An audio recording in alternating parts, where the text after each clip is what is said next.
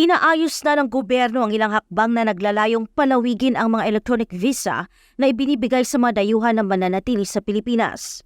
Ito ang sinabi ni Pangulong Ferdinand Marcos Jr. sa gitna ng courtesy visit ni Indian Ambassador to the Philippines, Shambu Kumaran, sa Malacanang Palace noong nakaraang linggo. Sa courtesy visit, hiniling ni Kumaran kay Pangulong Marcos na payagan ang extension ng e-visas para sa mga Indian national na nananatili sa Pilipinas.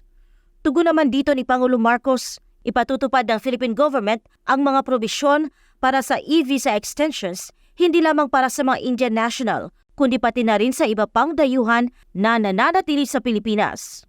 Nagbigay ng courtesy visit si Kumaran kay Pangulong Marcos noong nakarang linggo upang muling igiit ang layunin ng India na palakasin ang bilateral na relasyon sa Pilipinas.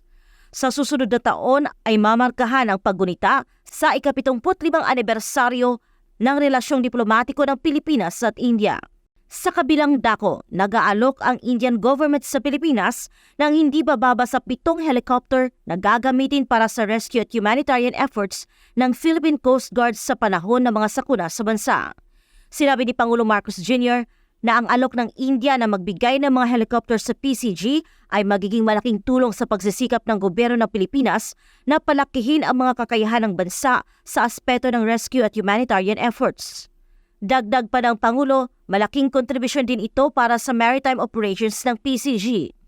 Ginawa ni Pangulong Marcos ang pahayag sa courtesy call pa rin ng Indian Ambassador kung saan tinalakay niya ang patuloy na pagsisikap na palakasin ang bilateral na relasyon ng Pilipinas at India.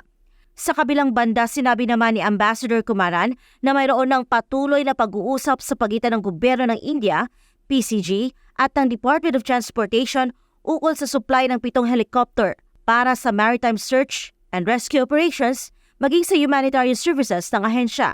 Ang PCG ay isang attached agency ng Department of Transportation. Inilahad pa ng Indian Ambassador na ang mga helicopter na ibibigay sa PCG ay itinayo para sa Navy at Coast Guard ng India na magagamit para sa mas aktibong mga operasyon sa seguridad. Samantala, inihayag naman ni Pangulong Marcos na tatalakayin niya ang alok ng India sa PCG kasama si DOTR Secretary Jaime Bautista. Para sa Diyos at sa Pilipinas kong mahal, President Catarong, SMNA News.